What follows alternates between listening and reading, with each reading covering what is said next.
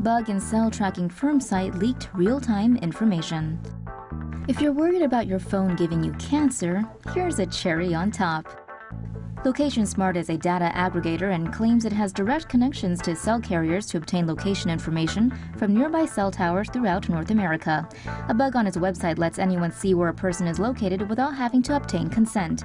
According to ZDNet, the website has a trial page that allows customers to test the accuracy of the system. The page requires explicit consent from the user before location data can be collected by sending a one-time text message. Carnegie Mellon University researcher Robert Shao found a bug that allowed a person to skip the consent section and jump straight to the location. Shao said the bug may have exposed almost every cell phone user in North America, around 200 million customers. In a statement from spokesperson Brenda Schaefer, LocationSmart confirmed that the vulnerability was not exploited prior to May 16th and did not result in any customer information being obtained without their permission. Well, that's a relief. Where did I put my phone? The right way to charge your phone. If your phone battery is draining too fast and barely holding up, that might be your fault. You've probably been charging it wrong this whole time. Modern smartphones use lithium-ion batteries that charge fast but also get used up quickly because of the sheer amount of mobile activity they power. People tend to drain their phone batteries before plugging them in overnight. Fortunately, most are equipped with chips that protect against overcharging. Still, it's unwise to leave a device plugged once its battery is full, since trickle charges can heat up the phone, stressing and wearing down the battery. Experts recommend charging the phone before it empties completely and not bringing it to a full charge. Plugging it in occasionally throughout the day ensures the battery retains its capacity longer. Batteries also despise both extreme heat and extreme cold, so make sure it's not exposed to either. Of course, they will conk out eventually, but it's always nice to prolong that lifespan and save a buck or two. Google is watching. Google has been collecting location data on Android phones even when the location services are disabled. Excuse me? Since January, all Android devices, even with location services disabled, have been sending cell tower addresses to Google. Devices with cellular data or Wi-Fi connection appear to send data each time they were in range of a new cell tower.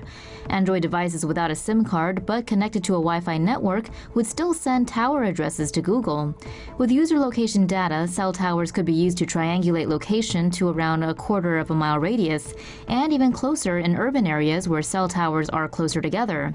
According to a Google spokesperson, the data was not used or stored, and that the company was taking steps to stop the practice by the end of November. Whoops. Military analysts discovered data released by fitness tracking company Strava reveals sensitive information about U.S. bases and military personnel around the world. Global heat map published by Strava uses satellite information to plot the location and movements of its users by lighting up areas of activity. In locations like Afghanistan, Djibouti, and Syria, Strava users are almost all foreign military personnel, meaning their bases stand out brightly, which could be dangerous for operational security. Strava apps and devices can have their location services turned off. The company issued a statement urging users to make sure they understand the privacy settings. The locations of many of the sites are public knowledge, but still, someone's going to take the blame for this. Here's another reason to just ride your bike. Apple reportedly gave Uber's iPhone app access to a secret backdoor that potentially allows the company to record a user's screen and access other personal information without his or her knowledge. A majority of iPhone apps use software to enable features like the camera or Apple Pay, known as entitlements. However, Apple keeps certain entitlements for itself to allow optimal integration with the iPhone. Uber was found to be the only app other than Apple's own apps granted access to the entitlement. Uber says the entitlement isn't being used, and it is working with Apple to remove the API completely from the app. Security researcher Will Straffitch, who discovered the situation, said this: "Granting such a sensitive entitlement to a third party is unprecedented as far as I can tell.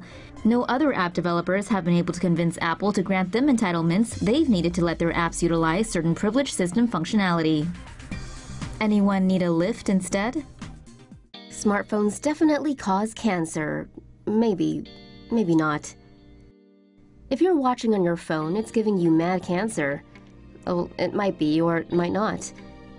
2 new studies have found a correlation between cell phone radiation and cancer in lab rats. Researchers from the U.S. National Toxicology Program tested 3,000 rats and mice of both sexes for 2 years, while European scientists at the Ramazzini Institute in Italy studied 2,500 rats from fetal stage to death. Smartphones emit non-ionizing radiation measured in radio frequency energy. Cell phones and wireless devices emit RF radiation continually, with dose intensity varying with distance from the body. The studies found that prolonged exposure to even low levels of RF radiation caused male rats to develop rare heart tumors called schwannoma, which affects a neuron called a Schwann cell. In the Ramazzini study, researchers also found a weaker link between RF exposure and glial cell cancer in the brain of female rats. So is your phone giving you cancer? Probably not as much as your diet. Facebook has been collecting your phone and text history. Facebook has been scraping call records and SMS data from Android devices for years. After Faceplan's Cambridge Analytica scandal, several users reported finding months or years of calls history data in their downloadable Facebook data file, according to Ars Technica. FacePunch needs your contacts, SMS data, and call history to improve its friend recommendation algorithm and figure out who your true pals are. Facebook says it has an opt-in prompt that lets the social media monster continuously upload your contact data, including call and text history. What could possibly go wrong by letting some brats at Facebook have access to your phone?